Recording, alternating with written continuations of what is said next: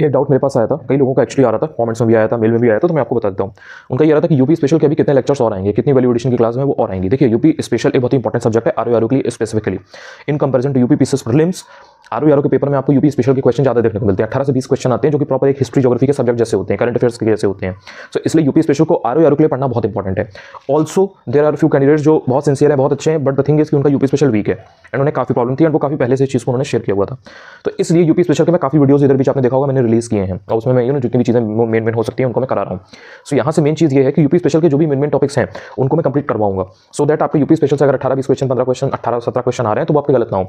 इसमें भी एक चीज़ ध्यान रखना, यूपी स्पेशल एक ऐसा सेक्शन है जिसमें स्टैटिस्टिक्स थोड़ा ज़्यादा आता है, करंट कम आता है कुछ जो मोस्ट पॉपुलर कैंपेन होंगे, मोस्ट पॉपुलर योजनाएं होंगी, मोस्ट पॉपुलर कोई अगर कोई पॉलिसी चल रही होगी यूपी के अंदर तो वो पूछ लेगा। ठीक है, ऐसा नहीं है कि यूपी में अगर 20 क्वेश्चन आ रहे हैं तो 20 में से 12 क्वेश्चन, 13 क्वेश्चन करंट के आएंगे एंड देन 8 क्वेश्चन केवल स्टैटिक के आएंगे, ऐसा नहीं होता है। यूपी की जो ट्रेडिशनल नॉलेज है वो आपसे एक्सपेक्ट करता है एग्जामिनर कि आप वो भी जानते हो, स्टेट के बारे में आपको मालूम हो चीज़ें, तो वो स्टैटिक का पूछता है एंड बहुत ज़्यादा इनडेप्थ नहीं पूछता है। कुछ क्वेश्चन ऑब्वियसली रैंडम होंगे, एब्सर्ड से होंगे, आपसे कुछ भी पूछ लेगा कि मेले में कौन कहाँ कितने लोग आते हैं, क्या आते हैं, हिंदू मुस्लिम सिख ईसाई, इस टाइप के क्वेश्चन, अटपटे क्वेश्चन पूछ लेगा, बट उससे आपको परेशान नहीं होना है।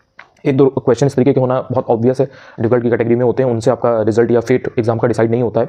जो इजी टू मॉडरेट है वो गलत नहीं होना चाहिए। अगर रिवर्स पूछी जा रही है, डैम पूछे जा रहे हैं, या अगर आपसे कहीं पर अगर कोई नॉर्मल फोक डांस वगैरह है, फोक ड्रामा है, कोई बहुत पॉपुलर यहाँ के कलाकार हैं, आर्टिस्ट हैं, या यहाँ का कोई बहुत पॉपुलर मैगजीन है, न्यूज़पेपर है जो हिस्टोरिकल टाइम से है, लाइक इंडिपेंडेंस के टाइम पर भी उसने बहुत एक इंपॉर्टेंट रोल प्ले किया है, तो वो सब बेसिक चीज़ें आपको पता होनी चाहिए। तो यूपी स्पेशल के मैं भी काफ़ी वीडियोस कराऊंगा। इसके बाद यानी कि अभी 1 जनवरी से लेकर के आपके एग्जाम तक 40 दिन तक लगातार मोस्ट प्रॉब्ली एक वीडियो तो रहेगा ही रहेगा, कभी कभी बहुत जरूरी होगा तो लाइक 2 वीडियो भी आएंगे, एक वीडियो तो डेली रहेगा। हर एक वीडियो बहुत इंपॉर्टेंट, क्रूशियल होने वाला है आपके एग्जाम के लिए। इट्स अप टू यू कि आप उसको किस तरह से रिसीव करते हो, आपका क्या उस पर टेक है और आप उसको देखते हो नहीं देखते हो, क्या करते हो। रिस्पॉन्स अच्छा आएगा तो मैं डालता रहूँगा, रिस्पॉन्स नहीं आएगा तो मैं फिर अपना भी टाइम वेस्ट नहीं करूँगा। इतना मैं आपको कह सकता हूँ कि अगर वो वीडियोस आप देखोगे तो आप औरों से बहुत एज लेके जाओगे, क्योंकि वो बहुत ही फिल्टर्ड कंटेंट है, बहुत ही उसमें to the point most important exam oriented चीज़ें हैं।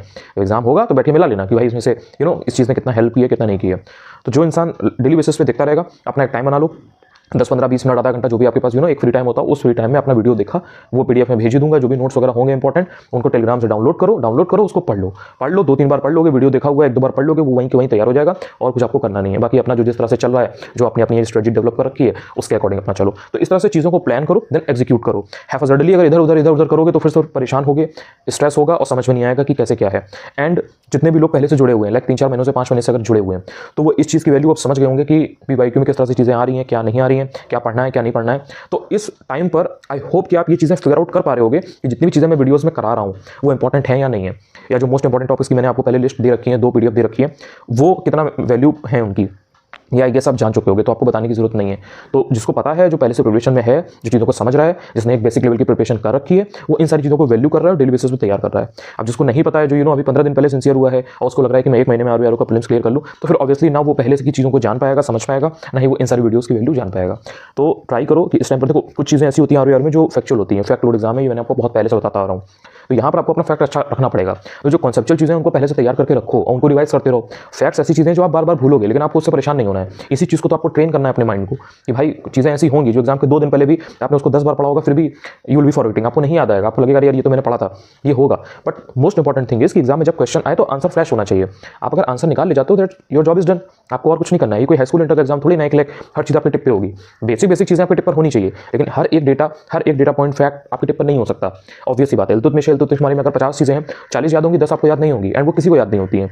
जो क्वेश्चन आया उसमें से आंसर निकाल ले जाओ, जो नॉलेज आपके पास है यहाँ पे उसको लेकर आप अप्लाई कर ले जाओ, आपका आंसर निकल जाए, आपका काम हो गया। आप कोई पोस्ट डॉक थोड़ी ना कर रहे हो उसमें। सो आपको इस तरह से चीज़ों को देखना है, जितना ज़्यादा हो सके चीज़ों को सिंप्लीफाई करो। टेंशन लोगे, स्ट्रेस लोगे बहुत ज़्यादा, तो फिर हर चीज़ इधर उधर भागेगी। भटकने की कोई जरूरत नहीं है। जो चीज़ है पहले उसे कितना कर लिया है, ये बहुत मैटर करता है। मैंने देखा है लोग हर सब्जेक्ट में हर चीज़ के पीछे बहुत ज़्यादा भाग रहे हैं कि मैंने ये कर लिया, वो भी कर लें, ये भी कर लें, ये भी कर लें, अगर ये कर लें तो क्या और आ जाएंगे? नहीं आएंगे। उससे इसलिए नहीं आएंगे क्योंकि आपने जो पढ़ लिया है आपको वही याद नहीं है, तो आप पहले तो उसको संभालोगे और फिर आपको ये भी टेंशन लगा हुआ है कि अरे भाई मैंने वो नहीं किया, ये नहीं किया है, मैं ये कर लूँ तो क्या मेरे 4 नंबर एक्स्ट्रा आ जाएंगे? अरे जो चीज़ें आपने पढ़ ली हैं उससे आपके 40 आ रहे हैं, अगर उससे आपके 40 आ रहे हैं तो फिर आप नई की तरफ जाओ, तो फिर आप 40 के 50 भी ला सकते हो। बट अगर आपके पास जो नॉलेज है, जो चीज़ें हैं, जो बुक्स हैं, जो टेस्ट सीरीज हैं, जो भी आपके पास है, जो भी आपने अभी तक टिल नाउ कर रखा है, अगर उसमें आपके 40 नंबर नहीं आ रहे हैं तो फिर आप कोई नई चीज़ लेकर के इधर 40 दिनों में 10 नंबर थोड़ी ना एक्स्ट्रा ले आओगे। तो ये आपको चीज़ें समझनी है। हर चीज़ को प्लान करो, जितना प्लान करोगे, जितना अच्छे से प्लान करोगे उतना अच्छे से एग्जीक्यूट कर पाओगे, और जब एग्जीक्यूट अच्छा करोगे तो ऑब्वियसली रिजल्ट मिलेगा। बेसिक चीज़ थी, लेकिन इसको ध्यान में रखो तो प्रॉब्लम नहीं होगी। Thank you so much.